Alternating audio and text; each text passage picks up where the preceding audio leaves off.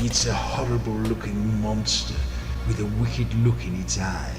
It has a tiny head. I hate it. Hey folks, one of the things I really love about running this channel is the fact that I get to cover some really weird games, such as today's title, Paul Hart and Lee Williams' CryptMaster, a puzzling entry which feels like a mad hybrid between a dungeon crawler and typing tutor, with a healthy dash of riddles sprinkled throughout. Conceptually, it's fascinating to think about, but it does beg the question. Were the conundrums it provided far too cryptic, or did it manage to execute its ideas masterfully? I'm your host Arlian, let's find out together.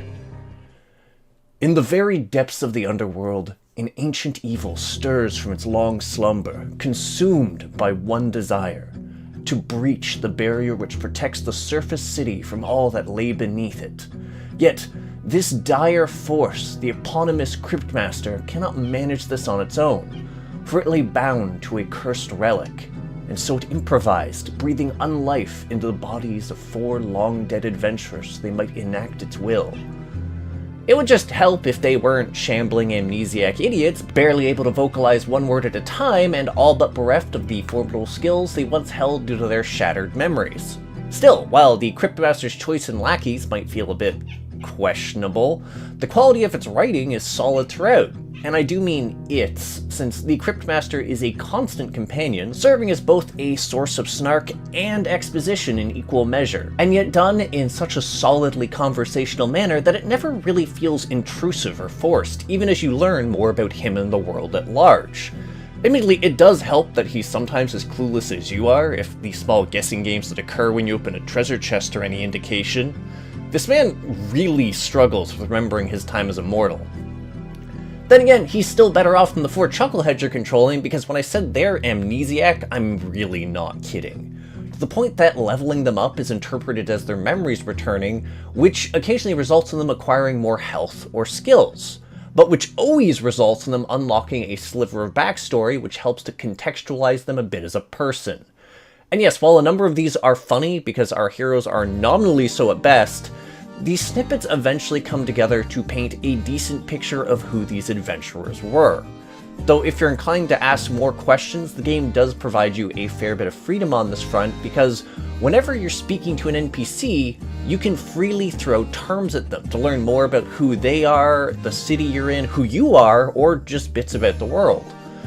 It's a lot of fun to engage with, really, since you can stumble on some really neat tidbits of knowledge, some of which will likely go a long way towards choosing the sort of ending you want to strive towards, since CryptMaster has a handful you can explore, 2 of which are readily apparent once you get there, and one of which, in hindsight, becomes a bit of a no-brainer. Also, helpfully, if you're the sort of person that wants to see everything, you're not actually locked into any of them and can pop back up to explore the others once you beat the game, due to how forgiving the game's checkpoint system is. Which, speaking of, I've been pretty much gnashing at the bit to talk about the gameplay and what CryptMaster brings to the table. Largely because while there's certainly no shortage of dungeon crawlers to delve into, I'd be hard-pressed to think of another quite like this one, because once you get past the fundamentals of a group of mooks needs to explore a dungeon and occasionally throw hands with its denizens, there is a lot to learn. Largely because everything centers around wordplay in a figurative and literal sense, up to and including the combat. Yeah, no, see, there is no basic fight command to fall back on here. Instead, whenever you walk into an enemy, you'll immediately throw down. Now, while this can technically take the form of turn-based battles, since you do have an option for it, I went for real-time since it's what's recommended, and it adds a certain degree of franticness to the following train of events. Which is trying to remember the names and spellings of the various skills your characters possess, and typing them out whenever they're able to take a turn in order to orchestrate a semblance of a combat strategy. Because sure, it can boil down to something as simple as poking one character to annoy them, only to vent that annoyance at a character in a spree of murderous intent, but more often than not, the latter portion of the games include wrinkles which influence your overarching combat strategy. Like having a gelatinous cube, which can gain a heap of health and damage if you happen to type the wrong letter, and thus limiting the sort of abilities you can safely use. Or, even more pointedly, having shielded enemies who can outright negate words which contain a letter. which can even include vowels like A. Hell, there's even a whole island which punishes you for lisping with words that have a S sound. Simply put, the game's really good about forcing you to change up your combat strategies so you can't simply skate by with the same tried and true tactics. Not that you should really, given there is a sizable roster of skills you can lean on, which can go a long way towards adapting to dicey situations and some very funny situational skills. Such as Nyx, who has a bunch of spells which deal sizable damage for each repeating letter in an enemy's name. That also means she tends to shine the most at the start of a fight, because once something is damaged, it's not health points they lose, but letters from their name. And yes, the same goes for you and your initially fragile squad, which is why it behooves you to pay attention to who an enemy is currently targeting in case they need to be healed, if you want to redirect the attack, or if you want to get really daring and try to stun or trip the enemy. Tactical choices that can get pretty dicey when the combat's real time and you're navigating combat quirks. Not that dying is a major issue really, since you'll get punted back to the last save point with all your progress intact. And for added convenience, you gain access to a fast travel system early on that just lets you teleport to certain key locations by typing them out. CryptMaster offers more forgiveness than a confessional after Mardi Gras. Though, it's not like a loss of experience would have even been feasible in CryptMaster given the altogether quirky way it handles character progression. See, in order to level a hero, you need to figure out the word associated with the memory they're currently mulling on, which would be tricky in a void, but there's a few key elements which work in your favor. First off, you're given unlimited tries, and can take a crack at figuring it out whenever you're not in a fight. Secondly, you'll always know exactly how many letters are in a given word, and each hero does have a certain flavor of terms associated with them. Nyx, for instance, is a Seaborn Witch, whereas Sin is a murder-happy assassin. It's a different vibe to be sure, but that alone would hardly be enough, which is where the final component kicks in, the one contingent on combat and exploration. For instance, provided you win a fight, you get to choose a smattering of letters from the enemy's name, and if any of those letters align with the word a hero currently needs to level, it will fill in those blanks on any and all heroes whose words contain it. Sort of like reverse Hangman, I guess, except you're hanging dungeon monsters out to dry. And the fact that your choices are less a matter of cherry picking and more picking out an awkward block of letters from said aforementioned name. And the fact that it doesn't track which letters you picked that weren't useful, which meant my empty brain would occasionally pick the same letters several fights in a row because I had not written it down on a piece of paper. Honestly, it's probably a good thing I could intuit a bunch of the answers before I had a bunch of the letters. Not that you should feel the need to overly grind anyway. For one thing, each of the game's chapters have a level cap to prevent you from steamrolling everything in your path with the nastier abilities in the hero's arsenals or the boosted health, which felt a bit like overkill by the end of the game. For another thing, there's quite a few moments where the game will outright toss heaps of letters your way as long as you're willing to engage with all the puzzles and riddles at its disposal, like the chests scattered about the dungeon, which challenge you to intuit what the item is inside by having the CryptMaster share his observations of it, whether it's looking at it, touching it, or even seeing if he has memories associated with it, or putting it in his mouth. That's a valid option too. In any case, provided you guess correctly, your team will be granted every letter in the item's name, which is pretty solid. Likewise, you'll occasionally run into skulls the CryptMaster can animate with necromancy, whose sole joy in unlife is asking you riddles. And I'll confess, some of these stumped me for considerable amounts of time, or just outright stumped me entirely. But, like the chess, the absolute alphabet soup's worth of letters made them a worthwhile investment of time, and just a nice change of pace from combat. It really got the brain working. Not that this is the extent of conundrums at CryptMaster's disposal either, by which I mean the game, not the character, because even the very active exploring does a solid job of incorporating puzzles into the meat of experience. Whether it's picking weird word locks, navigating a directionally challenged temple, or the more involved process of puzzling out the names of a corte of islands. In fact, those moments are generally what's going to serve as the trickiest challenges that will rest in your path once you get the hang of combat. And that's without even getting into the crypticals, which are a late game set of optional enigmas to engage with, the likes of which were utterly inscrutable to me and ultimately left me completely baffled.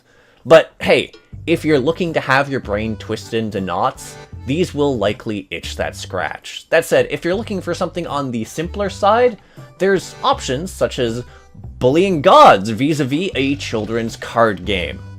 Because this game also saw fit to introduce a weird combination of deck builder and friggin' Scrabble of all things, and it's called whatever. Yeah, there's definitely moments where the game feels a bit like a fever dream, but I gotta say it made for a fun pastime even with it being a side activity that is seemingly isolated from the rest of your questing and killing. I mean, beyond the fact that buying some of the cards from NPCs cost souls, and souls are sort of the currency for anything beyond your basic attack, which I probably should have mentioned a bit earlier, given it all technically factors into the overarching strategic elements of the game, or well, it would, but I'm gonna be honest here. Not only do your souls replenish by killing enemies, but it also replenishes from eating bugs off the wall, fishing, and even some attacks which steal souls from enemies, so I never ran out over the course of my playthrough. In fact, the closest I ever came was after I bought out a market. I also did obsessively fish and eat bugs though, because there's an alchemy system where you can make potions using combat, and since you're using the names of those bugs and fish to make words, to make potions, yeah. Which also, I should note, I never actually used those potions either, beyond the one I had to for the story, because of my bad habit of hoarding items in RPGs. Like, what's wrong with me? But you know what? I can sift through my mental damage on that front on my own time and my own dime. Sure, Jan. We've done substance, so it's time to talk style, and I gotta say, I really do love the look. There's just something unique about the black and white pencil-sketched artistry of the world and its creatures. It's absolutely lovely to witness and positively memorable. That said, if someone asked me what the most startling aesthetic element was, I'd answer the sound design every time, not because the soundtrack, despite the lovely ambience it provides, but rather due to the absolutely stellar voice work that accompanies the entirety of your journey. Well, I don't like to say I told you so, but I told you so. The CryptMaster is a fully voiced companion that will even reply to whatever garbage you type while wandering the dungeon, like Daddy, for instance. Look, I was curious what it would put up with from me, and there is a lot. And that's hardly the crux of things either. There's a lot of moments where an NPC can ask a question, and even when I went off script, I found myself running into a lot of unique dialogue lines. Sure, there are some catch-all responses, but there's also just a wealth of unique lines to stumble into. It's just so good. In any case, I think it's about time to sum things up, so let's get right into it. And I have to say, I wasn't sure what to expect when I dove into CryptMaster. As a premise, it seemed odd, but I've gravitated to that sort of thing a fair number of times. Weird innovations are part of why I love the indie genre and why I've eyeballed more than a few similar titles. I've been following Blood Typer, for instance, if y'all want a more on-the-nose example of weird typing stuff. That said, experimental ideas do occasionally end in tears or just fall short of the mark. And this isn't one of those cases. Simply put, CryptMaster is a delightfully charming romp with a combat system that I found engaging, but also not overly intrusive, since I could avoid fights when I felt so inclined, and never really needed to grind to the extent that I did. And it brought so much to the table, whether it was a matter of exploring its world or all the delightful puzzles it managed to pack into place. It's always a good sign when I never find myself bored while working my way through a title. Also, whatever made for a nice little diversion whenever I just wanted to clear my head or mindlessly fiddle with something as I mulled over the solution to a puzzle, or the potential words tied to a hero's memories. And on that particular note, I really do enjoy the way the story unfurled. Whether it's the main story or the little tidbits you can learn along the way, I found myself utterly charmed, and pleasantly surprised because the conclusion is both satisfying and is reached well before the game could overstay its welcome. Simply put, I find CryptMaster to be a crit hit. It's a lovely title that is well worth checking out, especially if you're a fan of puzzles. And even if you're not, the overall experience is well worth taking a crack at the same time. It's not often you'll get to see something quite like it. Anywho, I'd just like to take a moment to veer from the normal outro to just say, well, thank you. Some of you have been watching these videos for a while, and it means a lot to me since we're slowly approaching a decade of delving into titles both niche and not. It's been a heck of a ride, really, so again, thanks for the support over the years, whether it's for those who've dropped in to comment on my videos, as well as those who've quietly followed and liked them. All of it is hugely appreciated and makes the effort I put into all of this feel worthwhile. And I can't help but be grateful to those who supported me further, whether it's through my humble bits of merch from the link in my description, and to those who've contributed to the Patreon. Which, you know, you can do to see reviews early, when there are early reviews. I know I've been sort of dead due to crisis stuff for a while.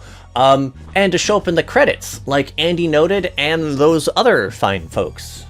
So, just thank you, legitimately, for all of it.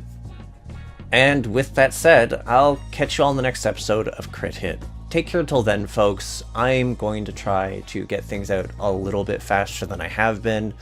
I cannot make promises, though, just because things are tricky currently. But doing my best.